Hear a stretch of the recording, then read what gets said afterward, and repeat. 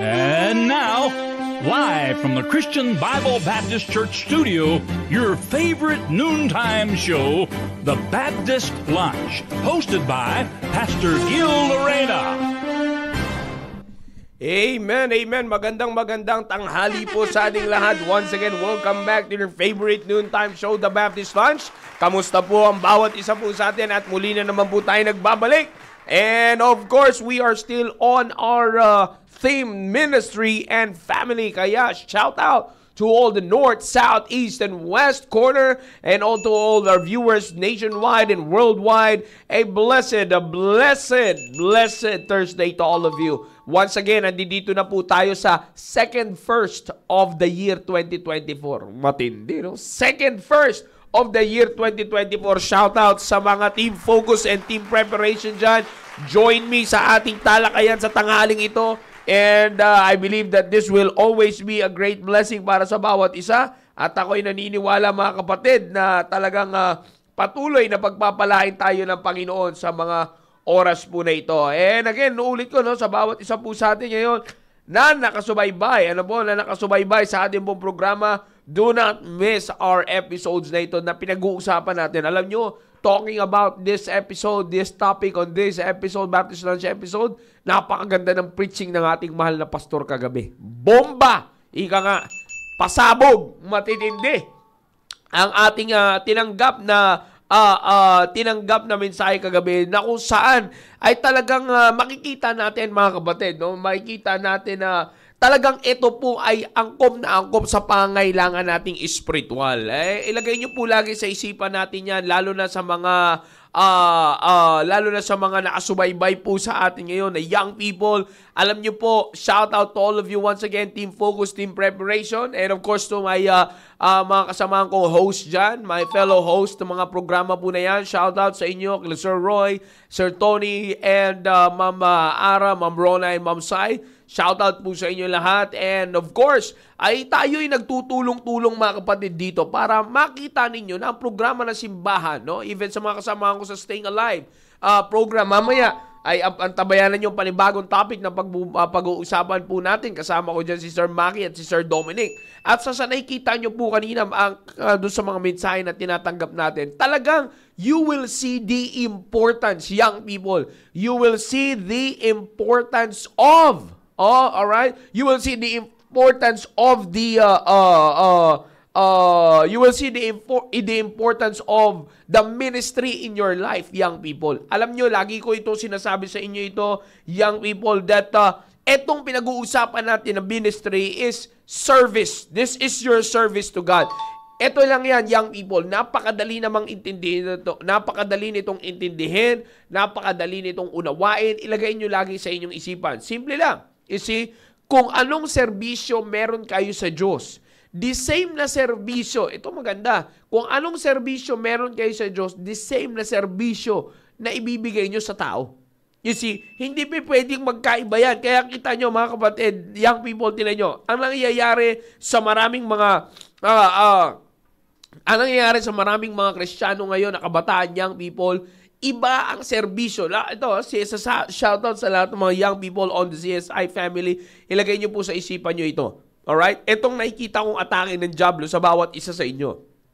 Dito sa ating pong simbahan, primarily, alam nyo po, ang wag na wag nyong pahintulutan na yung parang mas pinag-iigihan ninyo yung mas nakatuon na kayo ng pansin dito sa ministry na meron ipinagkatiwala sa inyo ng Diyos dito, na ang nangyayari is left out yung primary ministry ninyo na inuutos din sa inyo ng Diyos. You see, walang masama, young people, put this in mind. Walang masama, alright? Walang masama, young people, na walang masama na yung ginagawa nyo dito sa simbahan ay inyong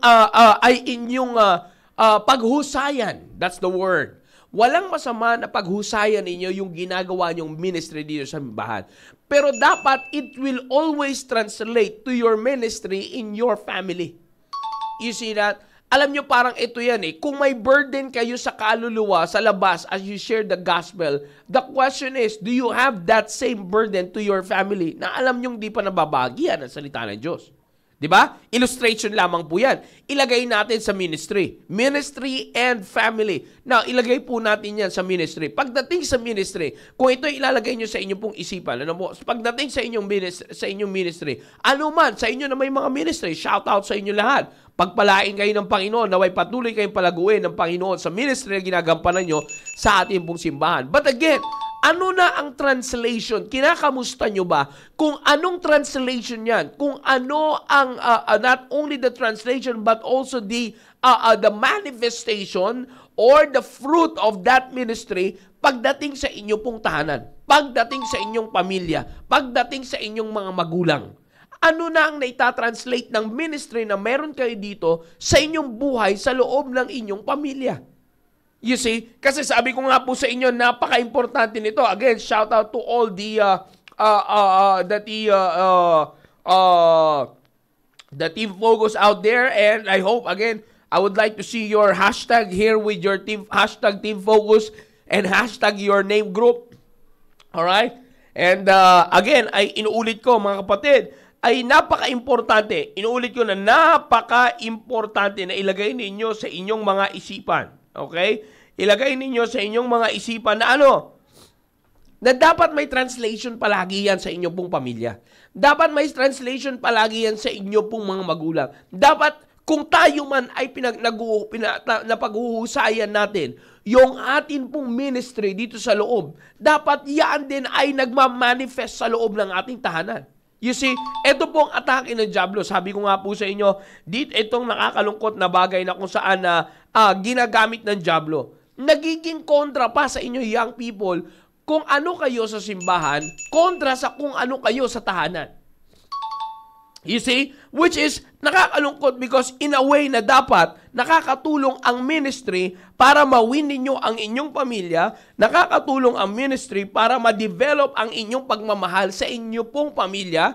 Ang mataas kasi, tinan nyo, let me bring you now to the exact illustration for this. When you do service for God, you honor God. Tama ba? Di ba? Young people, I hope you're listening. Okay? Yeah, shout out dito sa mga iba na dito na nakikita ko sa mga kalalakihan, no? Shout out sa mga team focus leaders, sa mga lalaki na kung saan ay pangkasalukuyang nagmamahinga pa yata. Shout out sa inyo. And yeah, shout out lang dito sa mga gusto ko lang i-shout out ito mga kapatid dahil sila yun ang Arian Joy Tenerife. Yeah, team focus hashtag Obedient Truth. At kay Kylene Gravino. Yeah. Hashtag Dauntless Deborah. Yan. Oh, yan. Obedient Truth din. Si Rica May Danao. Alright. Marami pa dito. You see? Now, wala pa yung mga iba. Okay. Shoutout sa inyo lahat. Yan. Naita ko si Brother Ranidel dito. Gisingin mo yung leader ninyo. Alright. No, ito yung sinasabi ko. Now, ilagay nyo. Tinan mo. If you do service to God, it just meant that you honor God. Alright? And when you honor God, you will do service for Him. Di ba? Nandoon yung, if your honor to God, or your service to God, is your way of showing your obedience to God. You see? So nakikita nyo, yung service na ginagawa ninyo sa Panginoon, alright? Yung ministry na ginagawa nyo sa Panginoon, ipinapakita nyo na yaan or tinatanggap ninyo, I do believe that you will agree with me. Tinatanggap ninyo na yaan ay ano? Na yaan ay kapahayagan ng inyong pagrespeto at pagsunod sa Panginoong Hesukristo. Di ba? I believe you can say that it's a yes, no? Hashtag Obedient Truth. Shout out sa leader nyo, Ma'am Jessa. You see? So, again, katulad ng sinasabi ko mga kapatid, ilagay nyo po palagi sa isipan nyo ito, team focus, team preparation. You see, when you do that service, that ministry in the church, ang manifestation yan should be the same in the home. Hindi pwedeng iba, which is yan ang nagiging atake ng dyablo ngayon. Saan? Sa bawat young people na nasa loob ng ating pong simbahan. Na nasa loob ng simbahan ngayon. Iba sa simbahan, iba sa tahanan. You see? Iba kapag dating na sa ginagawa na nakikita ka ng maraming tao at iba naman pag ikaw lang nasa inyo. You see, alam niyo sabi ng Biblia, tandaan niyo, sabi ng Biblia sa 2 Corinthians chapter 6 verse number 3, giving no offense in anything, that the ministry be not blamed. You see? Now, sabi ko nga po sa inyo, kung iintindihin niyo yung talata na ito, giving no offense in anything. Anything. That the ministry be blamed. At tandaan niyo po, ito'y blessing, young people. Ilagay niyo po ito sa isipan ninyo, young people. Alright? Ito'y ilagay niyo sa isipan ninyo. Young people, yung ministry, ang bait ng Panginoon sa atin. Grabe, kumbaga, grabe tayo, young people. Grabe kayo bihisan ng Panginoon so that you will have that perfect impression from this world.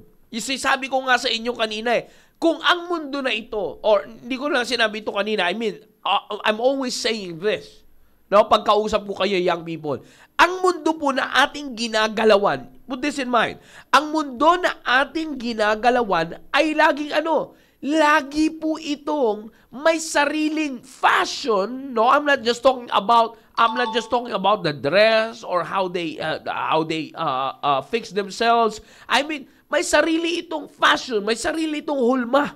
You see, may sarili itong fashion. I'm talking about the all-in-all influence. Ang fashion, the world's fashion is always there para magpakita ng isang impression na against sa ating foundation. Inuulit ko, the world's fashion, or let me say worldly fashion of life always brings the impression against your godly foundation. Against. Pero anong ginagawa ng dyablo ngayon? You see, ang ginagawa ng dyablo ngayon, lalagyan niya ng parang seemingly right practice so that it will not be noticed. You see, yan yung nangyayari sa marami sa inyo. Kaya nga tingnan nyo, sabi ko nga sa inyo yung pagkanta sa simbahan natin. Alright? Yung choir. Wala bang choir sa labas? They do have choir. Di ba? You will agree with me. May choir ba sila? Meron silang choir. Do they have musicians? Yes, they do have musicians. You see? Do they have singers? Yes, they do have singers. You see? Do they have ushers and usherettes? Yes, they do. Okay? So makikita nyo mga kapatid, kaya ako sinasabi at pinapakita ito sa inyo. Anything, okay? Anything na meron tayo dito, meron din sila. Nakuha nyo yan? So, ano ngayon ang pagkakaiba? Yan ang sinasabi ko sa inyo, young people. Ang pagkakaiba is that the ministry that they have never influence and agrees with their foundation, with the godly foundation. But the ministry that you have always, okay, always in accordance, always is in accordance or with accordance with your godly foundation. Sino ang nakatugma na ministry sa godly foundation? I mean, pag sinabi ko nakatugma sa ministry, na ministry sa godly foundation, sasabihin natin, sir, di ba sa Bible din naman nila kinukuha? That's not what I meant. What I meant is that your godly foundation as a young people, nagmula ka. Yung foundation mo ito'y nagmula sa iyong pamilya. From this godly foundation to your family to the individual you. Nakuha nyo? Word of God, the family, and you. Ang nangyayari ngayon is different. The Word of God, nawawala yung family, pumupunta sa you. Nakuha nyo ba? Nakuha nyo yung kaibahan? You see? Ulitin ko. Sana maintindihan nyo ng maigi ito. Alright? Sana maintindihan nyo ng maigi itong pinapakita ko sa inyo ngayon. Alright? Medyo konti pa yung viewers natin ngayon, Nahanap ko yung mga nasa team focus natin and team preparation. Now, ulitin ko, Godly foundation, biblical foundation, the family, and you. Bakit ganyan ang pattern? Because before you, there's always your family first. Bakit? Wala namang you kung walang ama't ina mo. Pinagtagpo lang, Oh, di ba? You see, walang yung kung wala at nanay at tatay mo. Na yung nanay at tatay mo pinagsama at pinagbuklod ayon sa pundasyon ng salita ng Diyos. So the Bible, your parents, and you. In other words, the ministry translates to your family, extends to you. Nakuha niyo yung point natin dito, young people. Kaya nga, kapag ka may service ka, pag ikaw ay kukonect sa ministry mo dito, kailangan madamay ito. Ano ito? Yung family mo. You see, your service here. Minsan, kaya na-blame na no offense, giving no offense in anything. Tinan mo, that the ministry be not blamed. Tinan nyo, anong kadalasan? You see, shout out sa'yo, Baba. Yan, shout out watching from Rico House Place. Okay? Mamaya pa-plug natin yan. Di ba? No, kaya ako sinasabi yan, tingnan nyo na maigi. No? Ilagay nyo sa isipan nyo ito. Ito ang kagandahan. Pagka ikaw, okay, ilagay nyo ito. Pagka ikaw ay merong ginagawang serbisyo sa Panginoon na hindi nagtatranslate sa pamilya mo, hindi napapadaan sa magulang mo, you see, that's wrong. That's not a good pattern. Bakit? Sabihin natin na, sir, papaano po yan? Papaano yan, sir? Yung pamilya ko naman ay wala sa simbahan. Exactly the more na dapat mag-manifest ang ministry mo sa pamilya mo. You see, this is not just applicable sa mga young people na meron kayong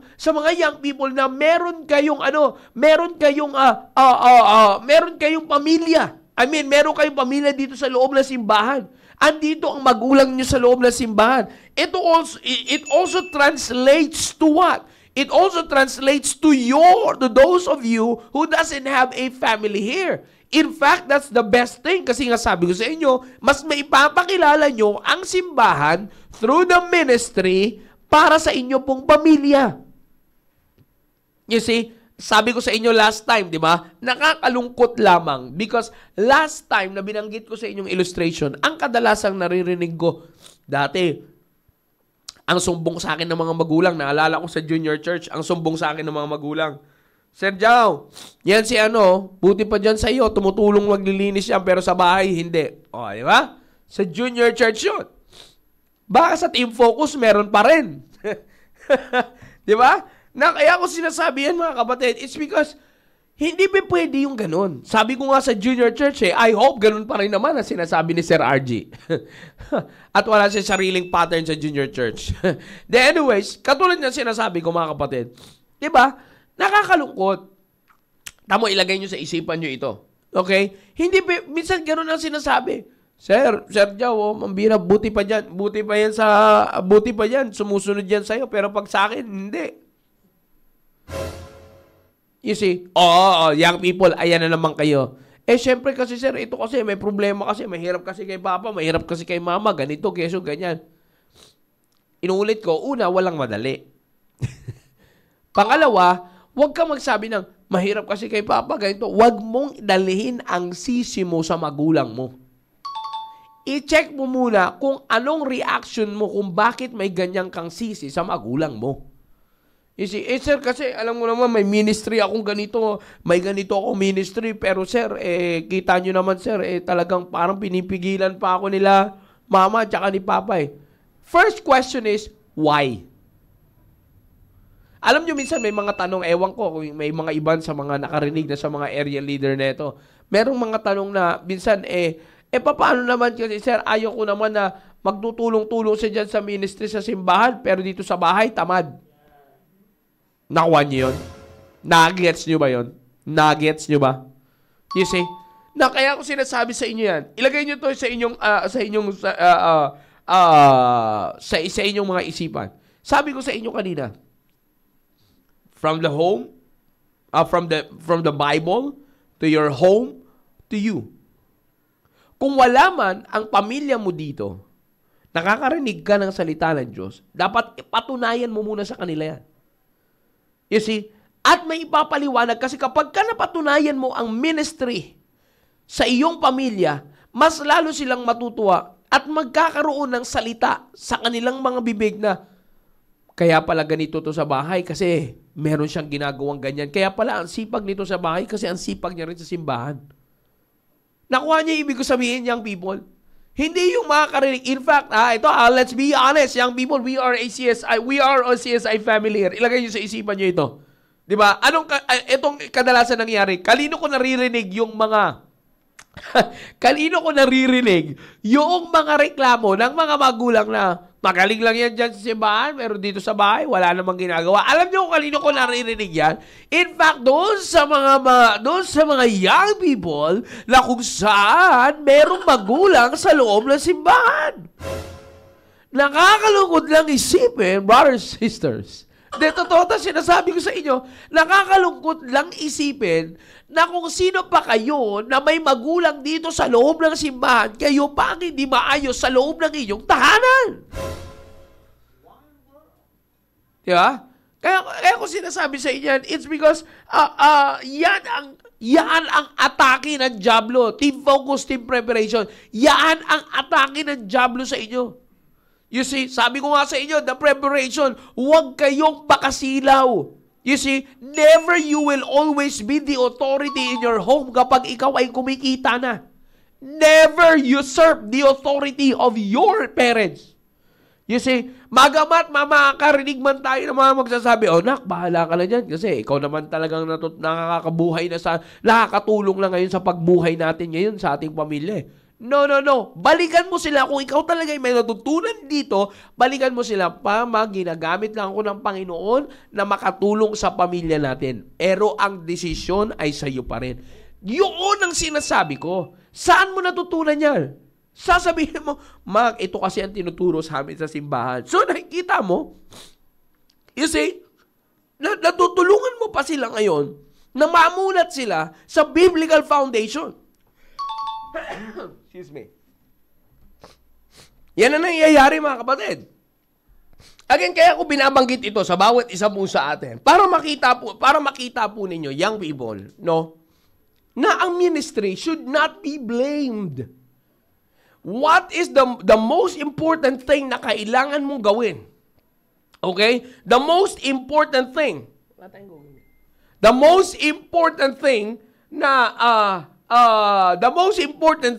na dapat na ilagay po ninyo sa isipan nyo, that the ministry be not blamed.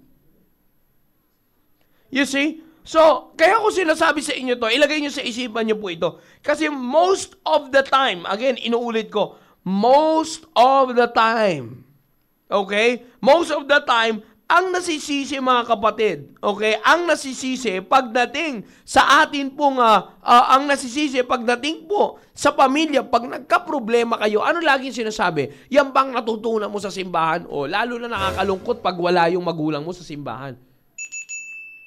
Diba? Yan ang nakakalungkot. Kaya ako sinasabi sa inyo to, young people, you see, dahil para matutunan ninyo at maging blessing kayo. You see, dahil sabi nga dito ni Ma'am Mirna, sana lahat ng anak, ganyan ang mindset. You see, young people, take this as a challenge. You see, from a parent. Ilagay nyo lagi sa isipan nyo yan. Because that's always the case. Sabi ko nga sa inyo, ito ang atake ng Diablo. Young people, ilagay nyo lagi sa isipan nyo ito.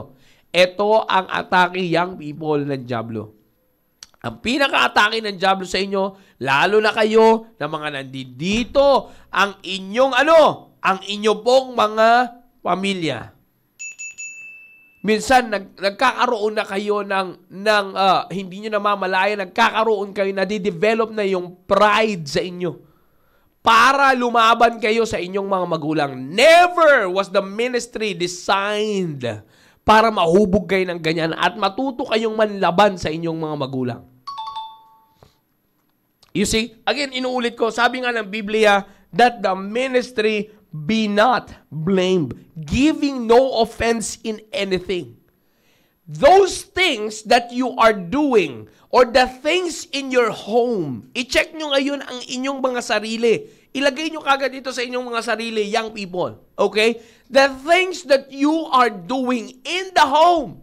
Okay? Ilagay nyo sa isipan nyo ito, ha? Yung mga ginagawa nyo sa inyo pong tahanan. Young people, are you giving offense on it? Okay? Inuulit ko. have you been giving offense or doing offense? Okay? Offense in the things in the home. Because anumang offense ang magawa nyo sa loob ng inyong tahanan, and at the same time, you will say that you have a ministry, the ministry will be blamed. At tandaan nyo, young people, pagka ang ministry, if the ministry will be blamed on the things na hindi naman sa kanya dapat may blame, tandaan nyo, pananagutan nyo yan sa Diyos. Kaya nga tingnan nyo, young people, sabi ko nga sa inyo ito dapat ang pinaka-result. The more that you are being used by God in the ministry, the more that you have a closer relationship with God. Yes or no? It's a yes. Therefore, if you have a more closer relationship with God, the more that you have a closer relationship with your parents. You see, your ministry here will develop your relationship with God.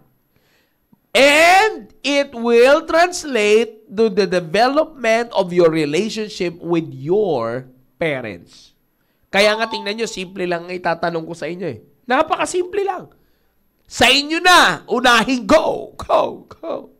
Sa may mga ministry, dito sa loob. Kayo na may mga ministry dito ngayon, the young people. Kamusta ang relationship nyo ng ama't ina mo? Simple lang yung tanong ko. Uulitin natin, mga kapatid. Kung ikaw ay may ministry sa loob ng simbahan ng Christian Bible Baptist Church, pastored by Pastor Hill M. Laurena, my question to you, young men, young lady, is this: how is your relationship with your parents? You see? Sana nakakapanood kayo. Because most of you, hinahanap ko dito, wala. You see? Alam kong may pasok ngayon, pero again, kanina, sana mapanood nyo yung replay. Team Focus leaders, the preparation leaders, i-repost nyo ito ulit sa mga GC ninyo. Para mapanood nila ulit ito. You see? I-encourage nyo. Sabi ko, napakasimple lang. You see? Kaya ko sinasabi ito. Kasi napakasimple lang. Madali lang mag-good news last time, making melody. Okay, sabay-sabay tayo. Madali lang mag-iindak niya. Tandaan nyo, kayang gawin niya ng tagalabas. Madali lang magkakanta-kanta tayo, so magsama-sama tayong kumanta sa special number. Madali lang yan. Yung mensahe kaya ng kanta mo na yan, natatranslate mo sa bahay mo. Madali lang yan, makakatugtog ka. Pero ang tanong, hindi ba kaya gawin sa labas yan? In fact, whether you admit it or not, maraming mas magaling sa atin. You see? Kaya nga sabi ko nga yan bang ginagawa mo na yan? Nadi-develop yung relationship nyo. Minsan tayo dito, kayo mga young people after the service, na ministry, nagsasama-sama kayo, nagtatawanan kayo. Nice to see. Very, very encouraging to see. Yung mga young people natin, nakakatuwa, lahat yan sila may ministry. But my question is, kamusta kayo ng ama't ina mo? Kamusta ang relasyon yung dalawa ng tatay mo?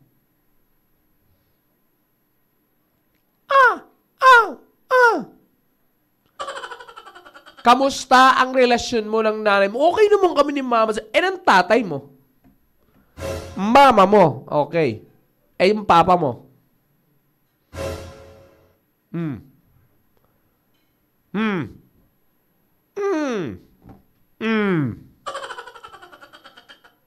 Binibigyan lang kita ng chance sa mga pagmuni-muni. Madali lang. Sabi ko sa inyo, young people. Sabi ko sa inyo, you can do that. You can do everything. Madali lang mag-usher. Dito po kayo, ma'am. Ma'am, tinuturo ko pa sa usher. Ma'am, okay lang ba? Bigyan ko po kayo ng magandang upuan dahil para makapakinig kayo ng maayos salita ng Diyos. Napakagaling ng respeto mo pag nag-usher ka. Yung respeto kaya na yan, translated sa magulang mo. Asipag maglinis ng CR, after pulot ng basura, stock na upuan sa church, okay, ganito, ganyan. Alright, napakaganda. Encouraging tingnan, kapatid. Huwag mong tigilan yan. Ganyan ka rin kaya sa tahanan nyo. Ganyan ka rin kaya sa tahanan nyo. Na kaya ko sinasabi yan, huwag na kayong maghanap ng rason na kaya naman kasi ako hindi ganyan sa bahay, sir, kasi ganito, kasi ganyan, kasi ganito. Tandaan nyo, ano man, ito lagi ko na sinasabi sa inyo, ulitin ko lang. Wala kayong dapat sisihin. Dahil individual members of the family, may kanya-kanya tayong pananagutan. Kaming mga tatay, may sariling pananagutan sa Diyos. Yung mga nanay, may sariling pananagutan sa Diyos. Ikaw din may sariling pananagutan sa Diyos. Kung kami man ay mga magulang ay magkaroon ng pagkukulang, hindi ikaw ang magsisisi sa amin. Hindi kami sa'yo mananagot.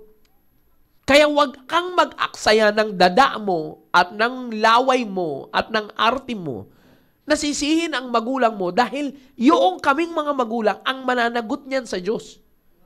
Asikasuhin mo yung pananagutan mo sa Diyos. You see, ang point ko dito, young people, is this. It's a great plan by God na sa Kanya tayo mananagot. Kasi kung tayo ay mananagot sa isa't isa, walang maayos na pamilya. Pare-parehas tayong individual sinners. Makakakita tayo ng mali. Bakit? Meron tayong sinful nature. Naintindihan nyo, young people? Na kaya ko sinasabi sa inyo yan because napakagaling ng kaisipan ng Diyos na tayo ay sa Kanyang mananagot. Kaya nga direct sa Bible makikita natin ang ating mga responsibility at ministry within ourselves, within our relationships. Pananagutan natin sa Diyos. Naririnig nyo dito, sinasabi ko dito madalas, ang nag-utos sa aming mga asawang lalaki na mahalin ang asawang babae, Diyos. Kaparehas ng pagmamahal niya sa simbahan. Ang nag-utos sa mga asawang babae, sa mga nanay ninyo na mag-submit sa mga tatay ninyo, Diyos. Kaya hindi sila mananagot sa aming mga asawa na lalaki sa mga tatay nyo. Mananagot din sila pag hindi sila nag-submit sa Diyos. Children, obey your parents in the Lord. You see? So, kanino rin kayo mananagot? Sa Diyos. Napakaganda na ganyan lahat ang pattern. Sa Panginoon tayo lahat mananagot. Kasi, wala tayong makikitang pagkakamali ng Diyos. Wala tayong makikitang pagkakamali doon sa nagbigay ng instruction sa atin. You see, kaya nga hindi niya tayo pinintulutan na tayo ang magtitinginan sa isa't isa. No, we are just here. The parents are here to oversee you, to help you, to train you. And your job is to obey and honor us. That's your ministry. That's your service. Na kaya ko sinasabi ito sa inyo, para maging maliwanag. Inuulit ko, para maging maliwanag sa inyo, etong pinag-uusapan natin ngayon. Ministry and family are not two different worlds. Do not allow the ministry to be blamed because you give offense on the things in the home. Now, nakita nyo, young people? Yung ministry, sabi ko kanina sa inyo, ang kagandahan sa plano ng Diyos na to, yung ministry ninyo, that's your impression to the world. Always put in mind that that brings your impression to the world. You see, bakit? Anong impression meron? Sabi ko nga sa inyo, meron din sila. May musicians sa labas, may musicians tayo dito. May singers sila, may singers tayo dito. May usher and usherette sila, meron tayo dito. Lahat ng ministry na meron tayo dito, they can also have that. Ano ngayon ang pinagkaiba? Yung connection yan sa godly foundation. Paano man-check na tama kung yung ministry na yan ay nagbibigay ng maayos na tulong na kayo ay magkaroon ng maayos na relasyon sa inyong pamilya. Maging maayos kayo sa pamilya. Yan ang hindi kayang kuhanin na pattern ng mundo. Yan ang ilagay nyo sa isipan nyo, mga kapatid. Kaya nga sinasabi ko sa inyo, ilagay nyo lagi ito sa isipan ninyo, young people. Patunayan nyo sa Diyos ngayong taon na ito that your ministry will not be blamed because you give offense on the things in your home. Sabi ko sa inyo, simple lang tanong ko. Kung titingnan yung ministry mo ngayon, blameless kaya? Silensyo, di ba? Kung titingnan yung ministry mo ngayon, ay lagyan natin maganda ng konting konting dating. Sino? Soko tayo. Sino ang tao kaya o sino sa inyong mga kabataan na ang inyong ministry ay hindi nabiblame?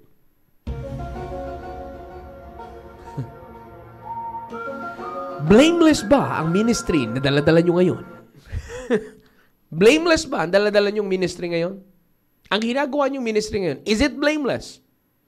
How will you check? Punta ka kagad sa bahay nyo. Kamusta kayo ng nanay mo? Kamusta kayo ng tatay mo? Don't tell me you're good on singing. You're good on ushering. You're good on musical instruments. But you're not good as a son and as a daughter. Do not let the ministry be blamed, young people. Wag na wag na wag na wag na wag nyong tangkain or wag nyong kaligtaan ang ministry ninyo ay mablame. Bakit? Tandaan nyo, yaan ay galing sa Diyos. Kaya ngayon pa lang, magsiyasat kayo sa inyong mga ministry. Magsayasat kayo sa inyong mga sarili. Let not the ministry be blamed, young people. Alright? Rather, let the young people help you to grow more and be blessed more. Diyan muna natin tatapusin ang usapan natin ngayon about ministry and family para sa inyo, team focus and team preparation. I hope natulungan kayo na ating pag-uusap, mga kapatid. Again, ilagay nyo po lagi ito sa inyong isipan. Young people, this is not to put you to shame. This is not to put you to shame, but this is to put you in the right order of your Christian living. Tandaan natin, pasalamatan natin ang Panginoon na kailanman ang Panginoon ay hindi nagkaroon ng pagkakataon o hindi ang Panginoon, hindi pinapahintunutan ng Panginoon na tayo ay magkaroon ng pagkakataon na ang ministry ay mablame. Again, let's be sure, young people, that you give no offense to anything so that your ministry will not be blamed. Once again, mga kapatid, maraming salamat sa lahat ng mga nagsubaybay sa North, South, East, and West Corner. Yeah, para sa mga magulang out there, tandaan nyo po, ipanood nyo po ito sa inyong pong mga anak. Ipa-replay nyo sa kanila sa Team Focus. I-remind ko at mga Team Focus leaders na gising at tulog.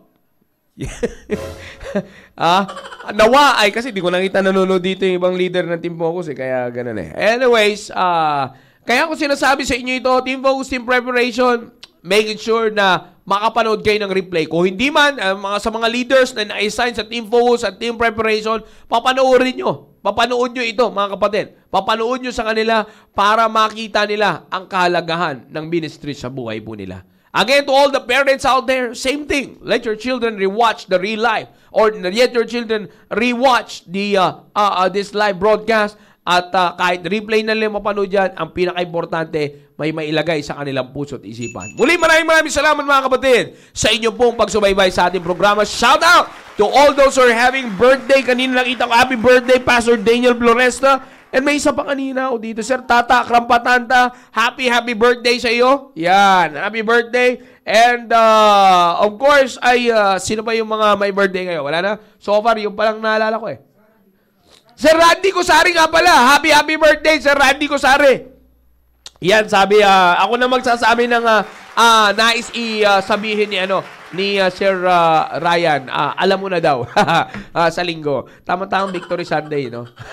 Lahat na magsi-celebrate, alam na. Alright, anyways, again, sa lahat po ng mga nakasubaybay na may birthday, happy birthday po sa inyo lahat. And we're praying that you will keep on serving the Lord. Alright, muli, at tabayanan po natin mamayang gabi ang magbubukas ng bagong topic sa programa ng mga young people, Team Focus on Staying Alive, and also keep involving on your area programs, area ministries, area activities dahil meron pa po tayong Victory Sunday. Tandaan nyo po, ang January, nung nakalipas na January, ay ang starting phase natin. This is the commanding phase of our spiritual activity. Kaya kung ano tayo sa mga anniversary involvement natin, sikapin natin at ilihingin natin sa Panginoon na may pagpatuloy natin yan sa buong taon. Once again, thank you very much for being with me on top of all of this. Lagi ko po sinasabi, to God be the glory. Have a blessed Thursday. Peace.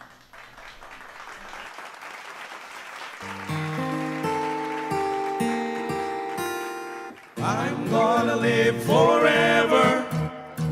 I'm gonna die, no never. Jesus died on a tree for me, and I'm gonna live forever. I'm gonna live forever. I'm gonna die, no never. Jesus died on a tree for me, and I'm gonna live forever. I know my name may never be hung in lights upon a marquee, because Jesus Christ hung on a tree. I'm gonna live forever. King of the Jews, the cross proclaim, while those around him mock his name. It was for me that he bore all the shame, so I could live forever. I'm gonna live forever. I'm gonna die, no never. Jesus died on a tree for me, and I'm gonna live forever. I know my name will never be written down in history, but Jesus wrote my name in the book of life, and that's enough for me. Someday he's coming back again, and nothing for me will be the same. I have a new body and a brand new name. I'm gonna live forever. I'm gonna live forever. I'm gonna die, no never. Jesus died on a tree for me, and I'm gonna live forever. I'm gonna live forever. I'm gonna die, no never. Jesus died on the rugged tree, and I'm gonna live forever. Jesus died on the rugged tree, and I'm gonna live forever. Forever.